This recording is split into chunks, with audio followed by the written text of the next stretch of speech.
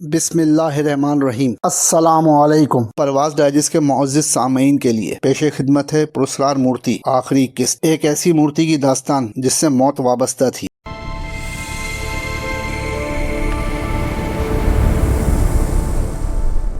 لیکن یہ لوگ ابھی تک آئے کیوں نہیں؟ محمود فکر مند ہوتے ہوئے بولا، انہیں تو اب تک آ جانا چاہیے تھا، زیادہ سے زیادہ 3-4 گھنٹے، مگر اب تو 8 گھنٹے ہو چکے ہیں۔ فکر نہ کریں محمود صاحب، بس آتے ہی ہوں گے، ڈاکٹر نے محمود کو دلاسا دیتے ہوئے کہا۔ نہ جانے کیوں میرا دل گھبرا رہا ہے، محمود نے اپنے دل کی کیفیت بیان کی۔ یہ تو آپ نے بجا فرمایا، مورتی ان لوگوں کے پاس ہے تو ان کا گھبرانا فطری بات ہے، ڈاکٹر شازیہ نے کہا۔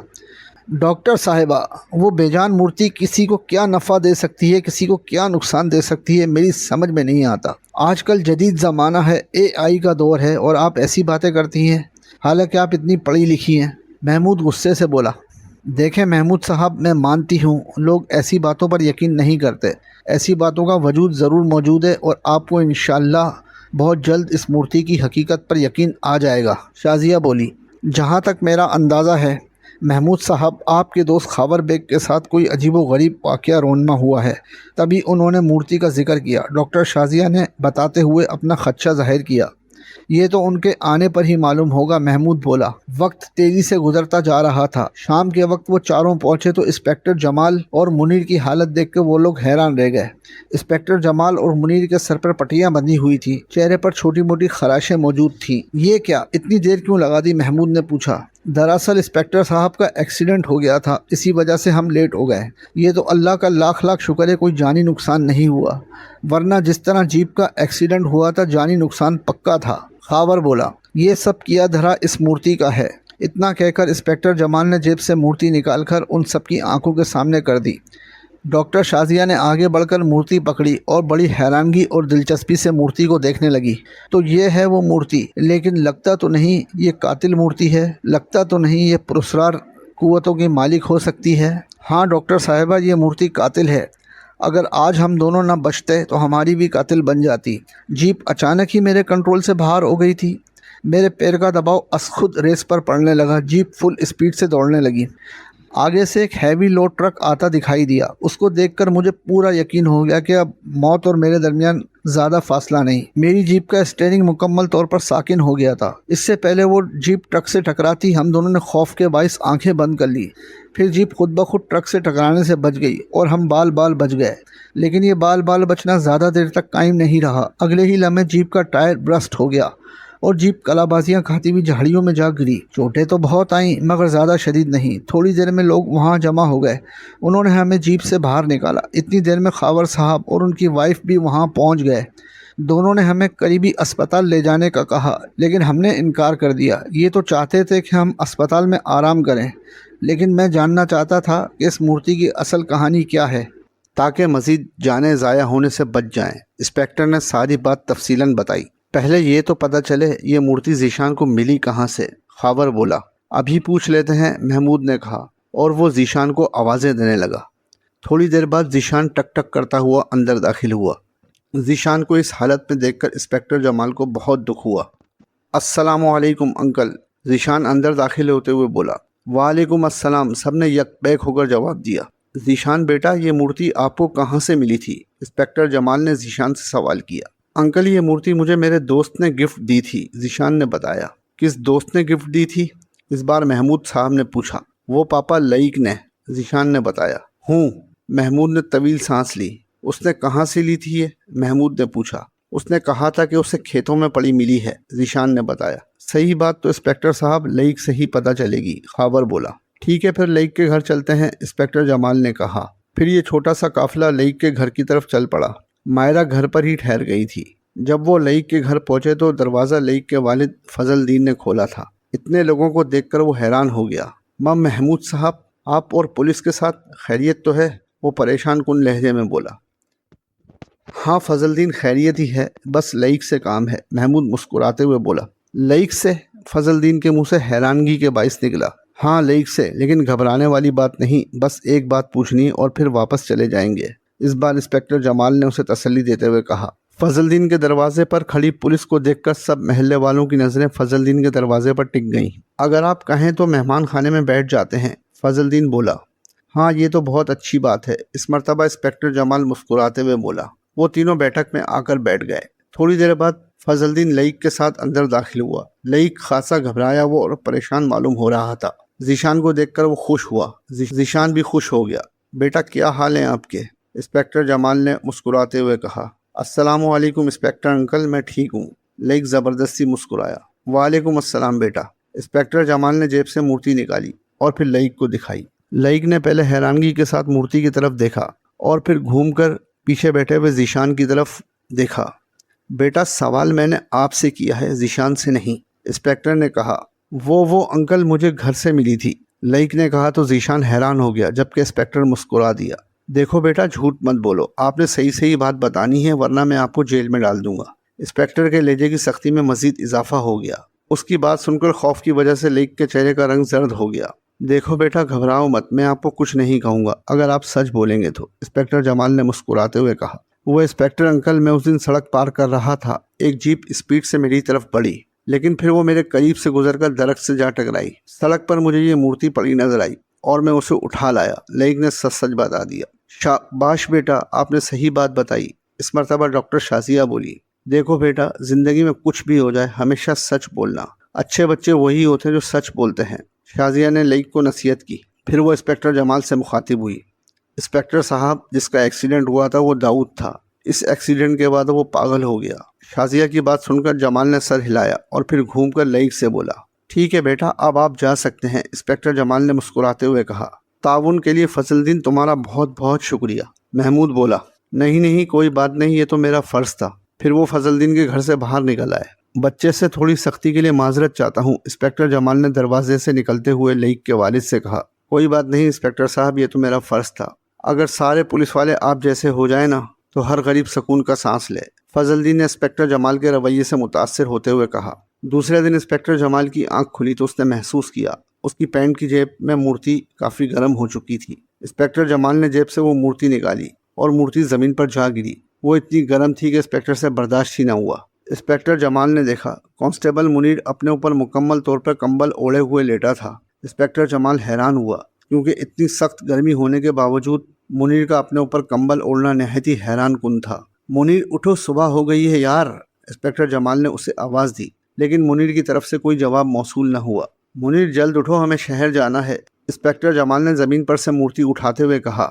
ساتھ ہی آگے بڑھ کر اس نے منیر پر سے کمبل کھینچ لیا۔ کمبل کے کھینچتے ہی جو منظر سامنے آیا اسے دیکھ کر انسپکٹر جمال کے منہ سے چیخ نکل گئی۔ منیر کے پیٹ سے لے کر پیروں تک کا مکمل طور پر گوشت غائب تھا، ہڈیوں پر خون جمع ہوا تھا۔ چیخ کی آواز سن کر محمود، خاور اور ڈاکٹر شازیہ آن دم گئے۔ منیر کی ایسی حالت دیکھ کر وہ بھی چیخے بغیر نہ رہ سکے۔ منیر کی ایسی خوفناک لاش دیکھ کر مائرہ کے منہ سے خوف اور دہشت بھری ایک چیخ نکلی اور پھر وہ لہرا کر فرش پر گر گئی۔ مائرہ کی حالت دیکھ کر خاور گھبرا گیا اور وہ تیزی سے مائرہ کی طرف لپکا۔ ڈاکٹر شازیہ بھی لرزہ با اندام تھی، لیکن مائرہ کو دیکھ کر وہ بھی گھبرا گئی۔ وہ بھی تیزی سے مائرہ کی جانب لپکی تھی۔ اس کو اٹھا کر اندر لے چلتے ہیں، شاید خوف کے سبب بے ہوش ہو گئی ہے، شازیہ بولی۔ پھر خاور نے محمود کی مدد سے مائرہ کو اٹھایا اور اندر لے گیا۔ ڈاکٹر شازیہ بھی اس کے پیچھے پیچھے تھی۔ تھوڑی دیر بعد جب ڈاکٹر شازیہ واپس آئی تو انسپکٹر جمال کی کیفیت بدستور ویسی ہی تھی۔ یہ اسی مورتی کا کام ہے، ڈاکٹر شازیہ نے خوفزدہ لہجے میں کہا۔ کمرے میں موت کی سی خاموشی چھائی ہوئی تھی، سب کی نظریں اس پراسرار مورتی پر جمی ہوئی تھی۔ منیر کی لاش اب بھی فرش پر پڑی تھی، لیکن اس کو چادر سے ڈھانپ دیا گیا تھا۔ محمود کے اندر غصہ آہستہ آہستہ ابل رہا تھا۔ یہ سب بکواس ہے، وہ چلایا، اس کی آواز پورے کمرے میں گونجی۔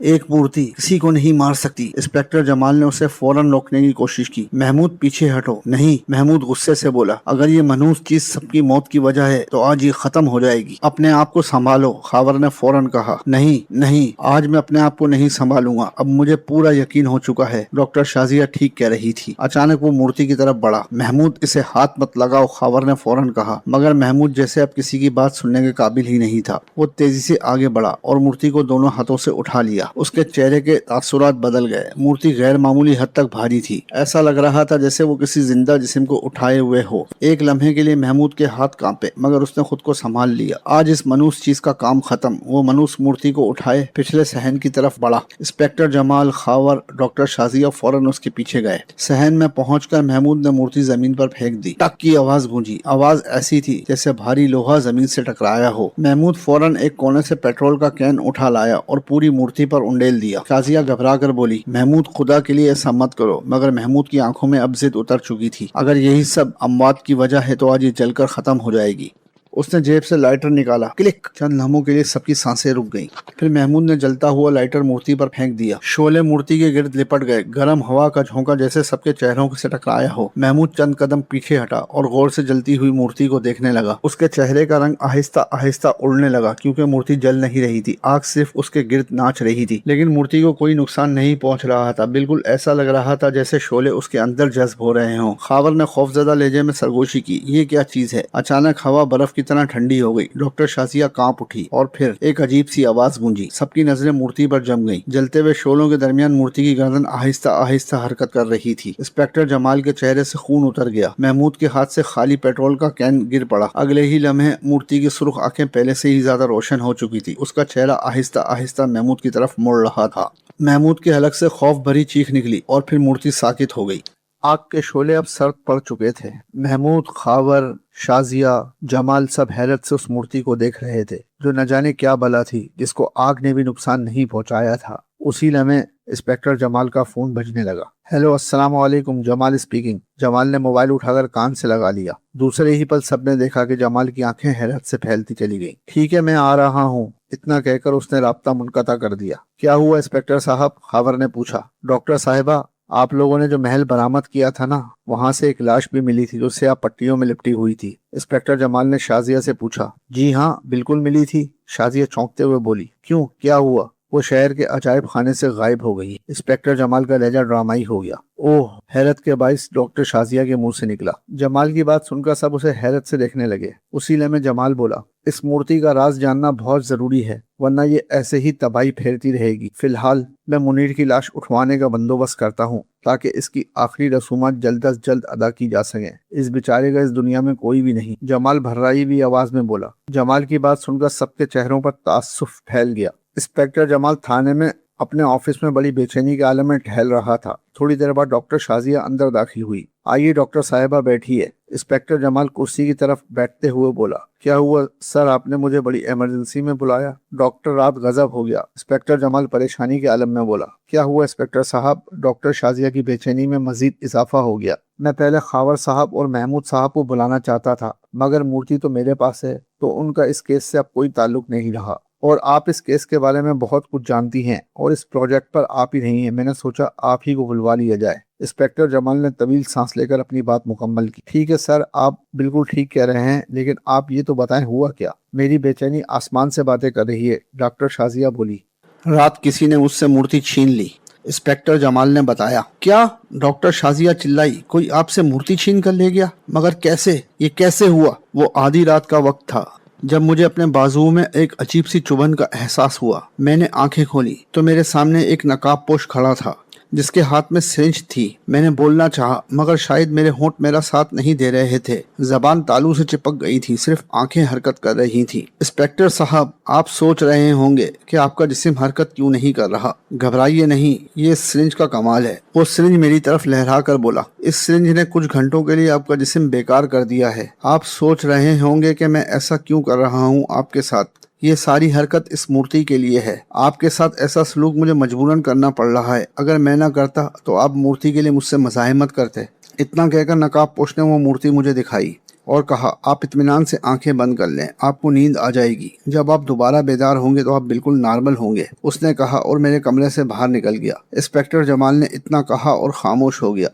ये तो बहुत गलत हुआ इंस्पेक्टर साहब। इस मूर्ति के पीछे इतने सारे लोग पड़े हुए हैं, जरूर इनका कोई गलत किस्म का मकसद होगा। जहाँ तक मूर्ति का सवाल है, उसकी ताकतों से आप बखूबी वाकिफ हैं। वो एक कातिल मूर्ति है, जिसके पास वो मूर्ति जाएगी वो उसे तबाह और बर्बाद कर देगी। इंस्पेक्टर साहब कुछ करें, वरना वो लोग इस मूर्ति के जरिए तबाही और बर्बादी का बाजार गर्म कर देंगे। डॉक्टर शाजिया बोली। 3 दिन हो गए हैं, अभी तक उस म्यूजियम से गायब हुई लाश मिली नहीं। इंस्पेक्टर जमाल अपना सर पकड़ते हुए बोला। इस लाश का ताल्लुक भी उस मूर्ति किसी से यकीनन होगा। इंस्पेक्टर साहब आप कुछ कीजिए वरना वो लोगों को तबाह व बर्बाद कर देंगे, डॉक्टर शाजिया बोली।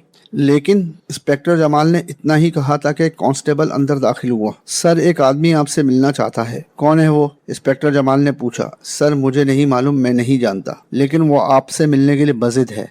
इसकी बात सुनकर इंस्पेक्टर जमाल सोच में पड़ गया। ठीक है, इसे 5 मिनट के बाद मेरे पास भेज देना, अब तुम जाओ। थोड़ी देर के बाद एक आदमी अंदर दाखिल हुआ जो अपनी वज़ाकत से निहायती रईस आदमी मालूम होता था। उसका सर गंजा था।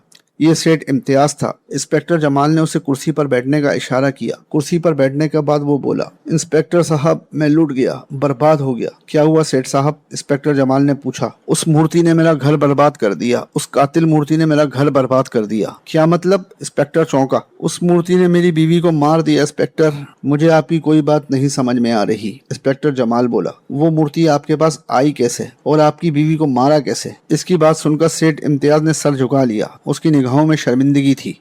जनाब वो मूर्ति ही मैंने ही आपसे छीनी थी। मैंने ही आपको इंजेक्शन लगा के बेकार किया था, लेकिन मेरी ही हरकत मुझे ले डूबी। मैंने ये मूर्ति चुराई और मैं घर पहुंचा और मैंने वो मूर्ति अपने कमरे में रख दी, और जब मेरी आंख खुली तो मेरी ही बीवी के 2 टुकड़े बेड पर पड़े हुए थे। सारा बदन खून में नहाया हुआ था। सेठ इम्तियाज ने कहा। इंस्पेक्टर जमाल और डॉक्टर शाजिया हैरान रह गए। तो क्या वो मूर्ति आपको भी नुकसान पहुंचा गई? इंस्पेक्टर जमाल ने कहा। जी हाँ, वो मूर्ति सबकी दुश्मन है, किसी की भी दोस्त नहीं। सेठ इम्तियाज भर्राई हुई आवाज में बोला। तो फिर आप इस मूर्ति को हासिल करने की जदोजहद में क्यों लगे थे? इंस्पेक्टर जमाल के लहजे में तंज लहर आया। मैंने अपने लिए नहीं बल्कि वो मूर्ति किसी और के लिए हासिल की थी। सेठ इम्तियाज बोला। क्या मतलब? इंस्पेक्टर जमाल हैरानगी से बोला। जी मैं वो राज छुपा कर क्या करूंगा, मुझे मेरे किए की सजा मिल चुकी है। मैं चाहता था मेरा राज मेरी बीवी को पता न चले, मगर अब तो वो इस दुनिया में रही नहीं, इसलिए मैं आज आपको सब कुछ बता दूंगा, क्योंकि ये मूर्ति जब तक रहेगी बेकसूर जाने उसी तरह जाया होती रहेंगी। उसकी बात सुनकर डॉक्टर शाजिया सेठ की तरफ हमदर्दी से देखने लगी। सेठ साहब कौन लोग हैं वो जो मूर्ति हासिल करना चाहते हैं? इंस्पेक्टर जमाल असल मौजू की तरफ आया। जनाब मैं आपको शुरू से सारी बात बताता हूँ। मेरे एक दोस्त ने मुझे छोटी सी पार्टी में गोल्डन क्लब में इनवाइट किया। पार्टी के इख्तिताम पर मेरी मुलाकात एक खूबसूरत लड़की से हुई। इस वक्त मैं शराब के नशे में धुत था, वो लड़की भी शराब के नशे में थी। शराब के नशे में हम लोग इंसानियत की नज़रों से भी गिर गए। शर्मिंदगी और नदामत के मिले जुले एहसास के साथ मैं घर पहुंचा। शाम को घर का एक मुलाजिम मेरे पास आया और मुझे एक सीडी देते हुए कहा, साहब ये कोई आपके लिए दे गया है। मैंने वो सीडी चलाई तो मेरे पैरों तले जैसे ज़मीन निकल गई। इस सीडी में रात को किया गया मेरा सारा कारनामा रिकॉर्ड था। मेरा जिस्म, मेरी टांगें कांपने लगी। इस वक्त मेरे मोबाइल की रिंगटोन बज उठी। हेलो, कौन बोल रहा है? कैसे हैं सेठ साहब? रिकॉर्डिंग देखकर मजा तो आया ना? कौन हो तुम? मैंने लरसते हुए पूछा। आपका दोस्त। दोस्त? कैसे दोस्त हो तुम? दोस्त कोई ऐसी हरकत करता है? मैं गुस्से से भड़क उठा। दोस्त हूँ सेठ साहब, इसलिए सीडी आपको भेज दी, वरना मैं आपकी बीवी को भी भेज सकता था। दूसरी तरफ से कहा गया। इस ब्लैकमेलिंग का मकसद क्या है? मैंने पूछा। ब्लैकमेलिंग नहीं सेठ साहब, बस आपसे एक छोटा सा काम है। इस काम को करने के बाद इसकी असल सीडी मैं आपको दे दूंगा। दूसरी तरफ से कहा गया। का क्या काम है? मैंने पूछा। एक आदमी से आपको एक मूर्ति हासिल करनी है, दूसरी तरफ से बताया गया। मूर्ति? कैसी मूर्ति? मैंने घबरा कर पूछा। इस बात को छोड़ो, मैं तुम्हें समझा दूंगा कि वो मूर्ति कैसे हासिल करनी है। इतना कहकर दूसरी तरफ से राब्ता मुनक़ता कर दिया। उसी के कहने पर फुलवारी गांव में प्रोजेक्ट पर मौजूद एक नौजवान से मिला जिसका नाम दाऊद था। उसी के कहने पर मैंने उसे 10 लाख की ऑफर दी। फिर दोबारा उसी का फोन मुझे आया कि उन्हें वो मूर्ति मिल चुकी है, अब वो उसे हासिल करे। मैंने फुलवारी गांव में अपने एक आदमी को दौड़ाया और दाऊद से राब्ता किया। उसके जरिए मुझे पता चल गया कि मूर्ति वाकई मिल चुकी है। मैंने दाऊद से कहा वो गांव के बस स्टॉप पर पहुंचे, लेकिन उसका एक्सीडेंट हो गया और वो इस दुनिया से कूच कर गया। फिर मैंने दोबारा उस आदमी के कहने पर खावर के बच्चे को अगवा करवाया। अगवा करने वाले आदमी उसके अपने थे। फिर किसी ने वहां पर मौजूद जग्गू को जख्मी करके उस बच्चे को भगा ले गया। लेकिन कल रात उसने मुझे दोबारा फोन किया और आपके पास मूर्ति लेने के लिए भेज दिया, लेकिन वो कातिल मूर्ति मेरा घर बर्बाद कर गई। सारी तफसील सुनाने के बाद सेठ रोने लगा। काफी देर तक इंस्पेक्टर जमाल और शाजिया उसे रोते हुए देखते रहे। सेठ साहब ये तो आपके गुनाहों का अंजाम है, डॉक्टर शाजिया बोली। एक मासूम बच्चे को अगवा करवाते वक्त आपको शर्म नहीं आई? सेठ ने कोई जवाब नहीं दिया, वो बदस्तूर रोता रहा। बब्बाजी, एक खौफ भरी आवाज शाजिया के कानों से टकराई। शाजिया अपने भाई कामरान की आवाज सुनकर चौंक पड़ी। कामरान के लहजे में एक अजीब सा खौफ था। बाजी, आप जो खिलौने मेरे लिए लाई थी वो इन जालिमों ने तोड़ दिए, कामरान खौफ भरे लहजे में बोला। कामरान की बात सुनकर डॉक्टर शाजिया का जिस्म खौफ से कांपने लगा। डॉक्टर साहिबा, आपका भाई इस वक्त मेरे कब्जे में है। दूसरी तरफ से एक नरम और मर्दाना आवाज सुनाई दी। कौन हो तुम? डॉक्टर शाजिया ने पूछा। इस बात को छोड़िए डॉक्टर साहिबा, آپ کا بھائی میرے قبضے میں ہے، آپ کو صرف یہ کرنا ہوگا۔ وہ سیٹھ امتیاز سالہ غدار ہو گیا ہے، آپ کو انسپکٹر جمال سے وہ مورتی حاصل کر کے مجھ تک پہنچانا ہوگی۔ ڈاکٹر صاحبہ جتنی جلدی کریں گی اتنا ہی آپ کے بھائی کو فائدہ ہوگا، ورنہ میں اسے تکلیف دیتا رہوں گا۔ میں آپ کو 1 گھنٹے کے بعد فون کروں گا۔ اتنا کہہ کر دوسری طرف سے رابطہ منقطع کر دیا گیا۔ ڈاکٹر شازیہ کے قریب ایک کار آ کر رکی۔ ڈاکٹر شازیہ فرنٹ سیٹ کا دروازہ کھول کر گاڑی میں بیٹھ گئی۔ اس نے دیکھا ڈرائیونگ سیٹ پر جگو بیٹھا ہوا تھا۔ مورتی لے آئی ہو؟ جگو نے سخت لہجے میں پوچھا۔ ہاں، ڈاکٹر شازیہ نے وہ مورتی پرس سے نکال کر دکھائی۔ اطمینان ہونے کے بعد جگو نے گاڑی اسٹارٹ کر کے آگے بڑھا دی۔ اس پولیس والے کو تو کچھ نہیں پتہ چلا؟ جگو نے پوچھا۔ نہیں، ڈاکٹر شازیہ نے مختصراً جواب دیا۔ پھر اس نے یہ مورتی تمہیں کیسے دی؟ جواب میں ڈاکٹر شازیہ سوچ میں پڑ گئی اور پھر بولی، میں نے اس سے کہا میں ایک ایسے آدمی کو جانتی ہوں جو اس مورتی کے بارے میں ساری حقیقت بتا سکتا ہے، تو انسپکٹر جمال نے یہ مورتی مجھے دے دی۔ ڈاکٹر شازیہ نے بتایا۔ گڈ، تم تو کافی سمجھدار ہو۔ جگو مسکرایا۔ مجھے کہاں لے کر جا رہے ہو؟ ڈاکٹر شازیہ غصے میں بولی۔ پریشان مت ہو، یہ مورتی باس تم سے لے گا اور تمہارے بھائی کو چھوڑ دے گا، سمپل۔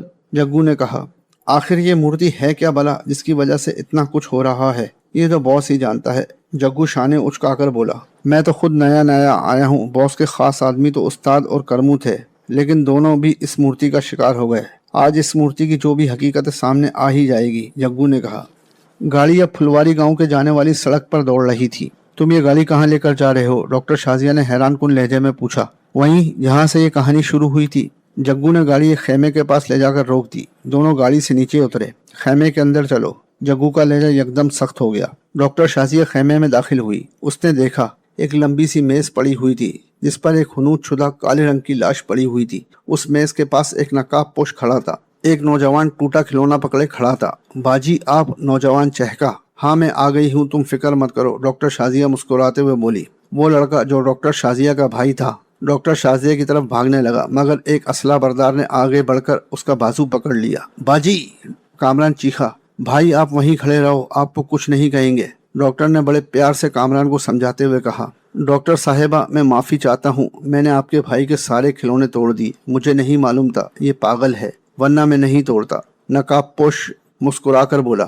تم لوگوں کا کام ہے ہی اسی طرح کا، یہ تو کھلونے تھے، پھر آ ہی جائیں گے، لیکن تم لوگوں کی زندگی کو بھی کھلونا سمجھتے ہو، ڈاکٹر شازیہ نفرت انگیز لہجے میں بولی۔ ڈاکٹر صاحبہ لگتا ہے آپ نے مجھے پہچانا نہیں، نقاب پوش نے کہا۔ نہیں، یاد تو پڑتا ہے، یہ آواز میں نے کہیں سنی تھی، مگر کہاں یاد نہیں آ رہا، ڈاکٹر شازیہ دماغ پر زور دیتے ہوئے بولی۔ خیر چھوڑیں، پہلے اصل کام کر لیں، پھر بعد میں تسلی سے تعارف ہوگا، لاؤ وہ مورتی مجھے دے دو۔ اتنا کہہ کر نقاب پوش نے ہاتھ بڑھایا۔ نہیں، پہلے میرے بھائی کو چھوڑو، ڈاکٹر شازیہ نفی میں سر ہلاتے ہوئے بولی۔ نہیں ڈاکٹر صاحبہ، شاید آپ ہوش میں نہیں، آپ اس وقت بارگیننگ کی پوزیشن میں نہیں ہیں، میں پھر بھی آپ سے وعدہ کرتا ہوں کام ختم ہوتے ہی میں آپ کو اور آپ کے پاگل بھائی کو چھوڑ دوں گا، نقاب پوش نے اس دفعہ سخت لہجے میں کہا۔ ڈاکٹر شازیہ نے بے بسی کے عالم میں وہ مورتی نقاب پوش کو پکڑا دی۔ گڈ، دیکھ جگو، میں نہ کہتا تھا ڈاکٹر شازیہ کافی سمجھدار ہے۔ نقاب پوش نے جگو کی طرف دیکھا تو جگو جواباً مسکرا دیا۔ نقاب پوش ٹیبل کے پاس آیا اور مورتی کو اس لاش کے پیٹ پر رکھ دیا۔ ڈاکٹر صاحبہ یہ وہی لاش ہے جو میوزیم سے غائب ہوئی تھی، یہاں زمین میں دسے محل سے ملی تھی، اس لاش کو میں نے ہی میوزیم سے غائب کروایا تھا۔ اتنا کہہ کر نقاب پوش نے وہ مورتی کی کمر والا نرم حصہ دبا دیا۔ مورتی سے سفید رنگ کی تیز شعائیں نکلی اور لاش پر پڑنے لگی، ساتھ ساتھ گڑگڑ کی آواز پیدا ہونا شروع ہوئی، زمین بری طرح سے کانپنے لگی جیسے زلزلہ آ گیا ہو، پھر نہ جانے کہاں سے لاش پر سے گوشت چڑھنا شروع ہو گیا۔ خیمے میں موجود سارے افراد حیرانگی اور خوف سے یہ منظر دیکھ رہے تھے۔ تھوڑی دیر بعد وہاں خوفناک صورت کا آدمی لیٹا ہوا تھا، جسے دیکھ کر بے اختیار ڈاکٹر شازیہ کے منہ سے چیخ نکل گئی۔ ایک طرف کھڑا کامران بھی خوف سے تھر تھر کانپنے لگا۔ اس آدمی نے آنکھیں کھولی تو وہ خونے کبوتر کی طرح سرخ تھیں۔ نقاب پوش نے جلدی سے وہ مورتی لاش پر سے اٹھائی تو وہ لاش اٹھ کر کھڑی ہو گئی۔ اس کی رنگت مکمل طور پر سیاہ تھی، اس کے بال لمبے لمبے تھے جو کہ پیچھے کی طرف تھے۔ میری مورتی کہاں ہے؟ وہ لاش نما آدمی غصے سے بولا۔ اس آدمی کی آواز اتنی تیز اور خوفناک تھی کہ بے اختیار وہاں موجود سب افراد نے کانوں پر ہاتھ رکھ لیے۔ وہ میرے پاس ہے، نقاب پوش نے کہا، شاید وہ بھی اندر سے گھبرایا ہوا تھا۔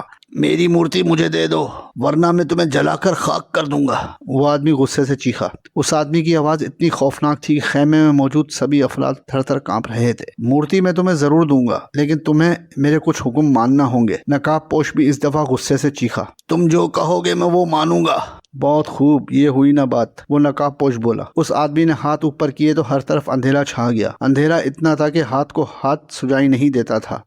जब अंधेरा छटा तो उन्होंने अपने आप को उसी महल में पाया जहां से खुदाई के दौरान वो मूर्ति बरामद हुई थी। वो एक बहुत बड़े हॉल में खड़े थे, ऐसा हॉल जो पुराने जमाने के बादशाहों के दरबार जैसा था। पूरा हॉल रोशनी में नहाया हुआ था। सामने एक चबूतरे पर एक खूबसूरत तख्त पड़ा हुआ था। ये महल, नकाब पोश ने हैरानगी से इर्द गिर्द देखते हुए कहा। ये मेरा महल है, उस आदमी ने मुस्कुराते हुए कहा। उसकी मुस्कुराहट बड़ी खौफनाक थी। एक तरफ खड़े जग्गू ने अपनी जेब से एक आला निकाला, उस पर लगा बटन दबाकर जल्दी से वो आला जेब में डाल लिया। उसी वक्त पुलिस की वर्दियों में 10-15 कांस्टेबल अंदर दाखिल हुए। खबरदार, किसी ने किसी भी किस्म की कोई हरकत की तो भून डालेंगे, इनमें से गरजते हुए बोला। सभी लोग इतने कांस्टेबलों को देखकर हैरान रह गए थे। उसी वक्त हॉल नकाब पोश के कहकों से गूंज उठा। ये पुलिस वाले मेरा कुछ नहीं बिगाड़ सकते। शमा का, जरा इन पुलिस वालों को सबक तो सिखाओ, नकाब पोश ने उस खौफनाक शक्ल वाले आदमी से मुखातिब होते हुए कहा।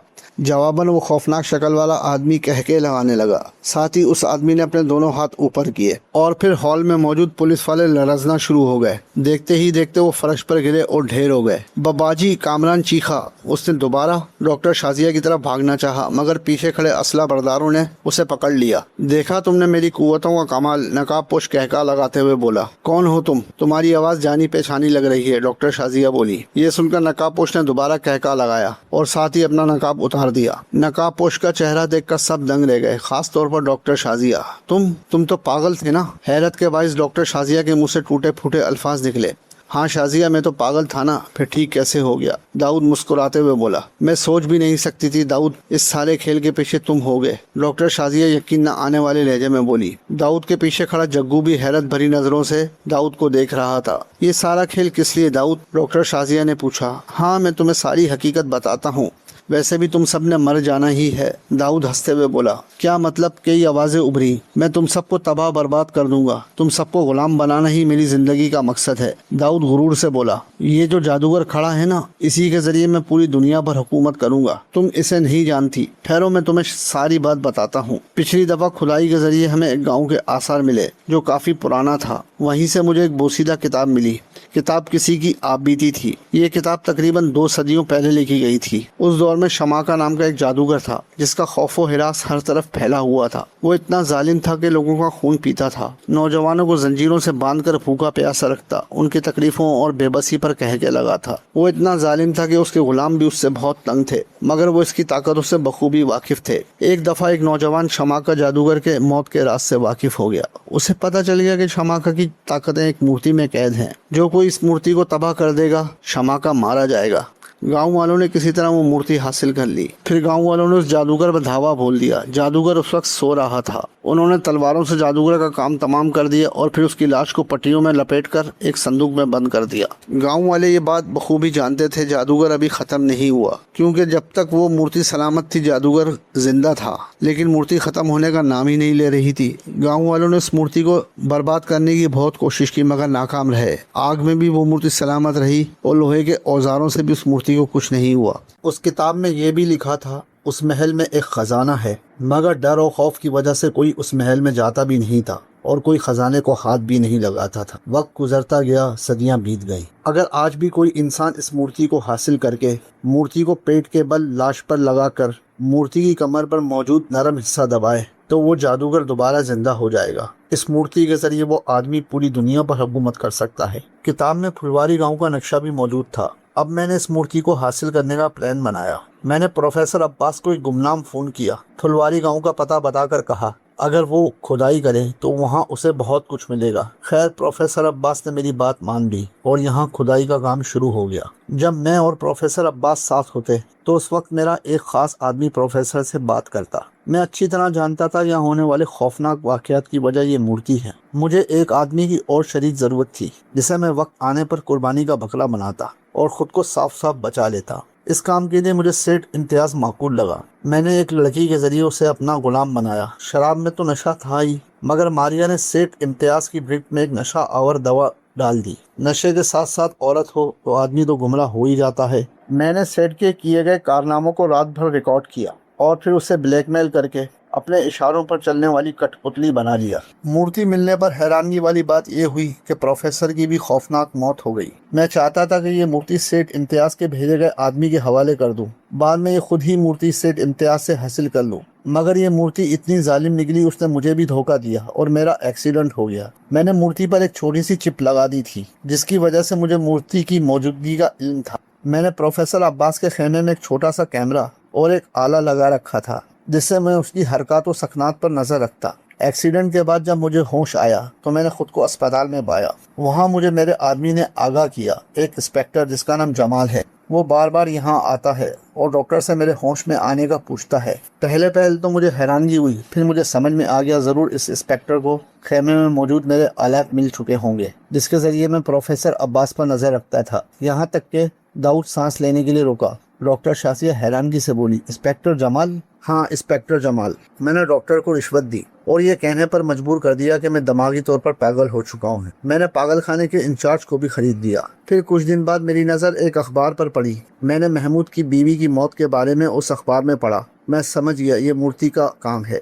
कुदरत मुझ पर मेहरबान थी। पागल खाने में मुझे तुम्हारे भाई के बारे में पता चला। पागलपन में मैंने तुम्हें महमूद के घर का रास्ता दिखाया और मूर्ति की कहानी सुनाई। आधी मदद डॉक्टर आसिफ ने की। मैं चाहता था तुम वो मूर्ति हासिल कर लो और बाद में वो मूर्ति मैं तुमसे खुद हासिल कर लो, क्योंकि तुम महमूद के जरिए खावर तक ही पहुंच सकती थी। मूर्ति पर लगी चिप ने ये तो बता दिया कि मूर्ति खावर के घर में मौजूद है। उधर मैंने अपने साथियों के जरिए खावर के बेटे हमजा को अगवा करवाया, लेकिन मेरे अड्डे पर से हमजा को कोई उड़ा ले गया। अब ये मालूम नहीं था वो कौन है और बच्चा कहाँ गया। हमजा को ले जाने वाले ने जग्गू को भी जख्मी कर दिया था। मैंने खावर के घर अपने 2 आदमियों को भेजा, लेकिन वो भी मूर्ति का शिकार हो गए। मूर्ति फुलवारी गांव में एक मरतबा फिर पहुंच गई। उधर मैंने म्यूजियम से लाश गायब करवा दी। इंस्पेक्टर जमाल दोबारा शहर में आया तो मैंने सेठ इम्तियाज पर दबाव डालना शुरू कर दिया कि वो तुमसे मूर्ति हासिल करे। खैर, उसने वो मूर्ति हासिल कर ली, लेकिन सेठ इम्तियाज की बीवी भी इस मूर्ति की ताकतों का शिकार हो गई। इसने वो मूर्ति इंस्पेक्टर जमाल को पकड़ा दी। अब जो आखिरी आदमी मेरे जहन में आया वो तुम्हारा भाई था, बाकी तो तुम सब कुछ जानती हो। ये है कुल कहानी।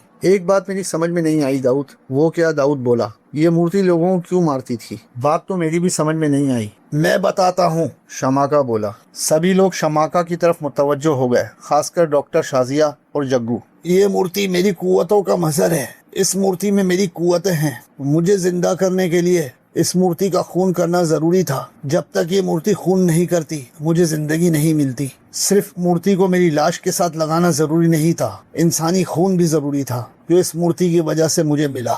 इतना कहकर शमाका खामोश हो गया। दाऊद भी शमाका की तरफ हैरत से देख रहा था। दफ्तन शाजिया बोली, देखो दाऊद, दुनिया पर बहुत से लोगों ने हुकूमत करने की कोशिश की, मगर वो खाक में मिल गए। एक दोस्त होने के नाते तुम्हें मशवरा देती हूँ, ये ख्वाब देखना छोड़ दो, वरना तुम बर्बाद हो जाओगे। डॉक्टर ने कहा, नहीं शाजिया, अब मेरा ये ख्वाब पूरा होगा।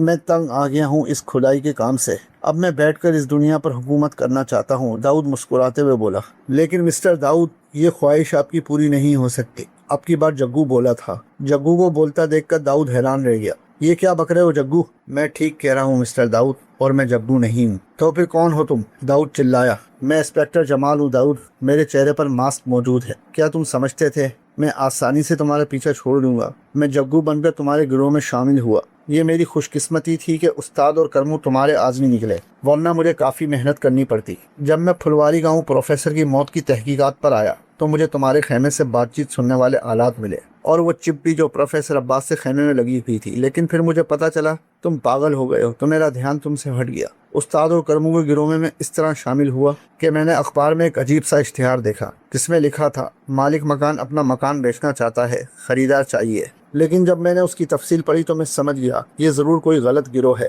जिसे कोई आदमी चाहिए। मैं नकाब पहनकर इस गिरोह में शामिल हो गया। इत्तफाक की बात है, पहले जिस केस को हासिल करना चाहता था वही केस मेरे सामने फिर आ गया। इतना कहकर इंस्पेक्टर जमाल ने रिवॉल्वर दाऊद की कनपट्टी पर रख दिया और बोला, अब ये मूर्ति मेरे हवाले कर दो। शमाका, इसे सबक सिखाओ। दाऊद यकदम चिल्लाया। शमाका ने इंस्पेक्टर जमाल की तरफ देखा तो वो हवा में मुअल्लक हो गया। उसी लम्हे शाजिया ने दाऊद की पिंडली पर ठोकर मारी। दाऊद के हाथ से मूर्ति छूटकर दूर जा गिरी। ऐन उसी वक्त शाजिया के भाई कामरान ने एक अजीब सी हरकत, दोनों असला बरदार आदमियों के नरगे से बाहर निकला और दूर पड़ी हुई मूर्ति को उठाकर शाजिया की तरफ भागा। बदहवासी के आलम में दाऊद भी उसके पीछे भागा। ये मूर्ति की आंखें कितनी खूबसूरत हैं। कामरान मूर्ति की आंखों की तरफ देखते हुए बोला। इसमें सुर्ख रंग के मोती थे। कामरान एक जगह रुका और मूर्ति की आंख में लगे एक मोती को जोर से खींचा। उसी लम्हे हाल में खौफनाक चीख गूंजी। चीख इतनी जोरदार थी कि सबको अपने कान के पर्दे फटते हुए महसूस हुए। वो चीख शमा का जादूगर की थी। शाबाश कामरान, इन दोनों को मोतियों को खींचकर अलग कर दो, डॉक्टर शाजिया मुस्कुराते हुए बोली।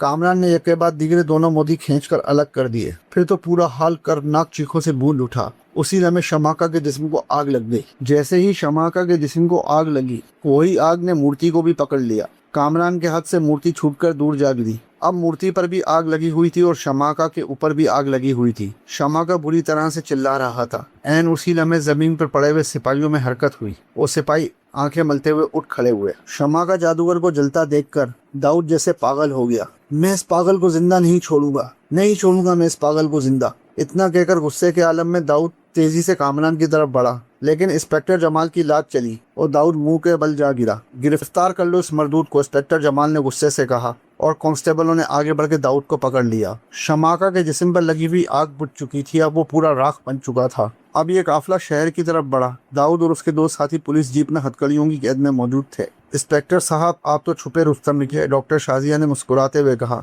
तो इंस्पेक्टर भी जवाब में मुस्कुरा दिया। वैसे कम तो आपका भाई भी नहीं है, असल बहादुर तो वही निकला। इस पूरी कहानी का असल हीरो तो वही है, इंस्पेक्टर जमाल ने कहा। तो शाजिया मुस्कुरा दी। वैसे इंस्पेक्टर साहब, आपके सर पे चोट कैसे लगी? डॉक्टर शाजिया हंसते हुए बोली। डॉक्टर साहिबा, मारा तो आपने सर पे था, मगर चोट दिल पर लगी है, इंस्पेक्टर जमाल ने कहा। तो शाजिया शर्मा गई।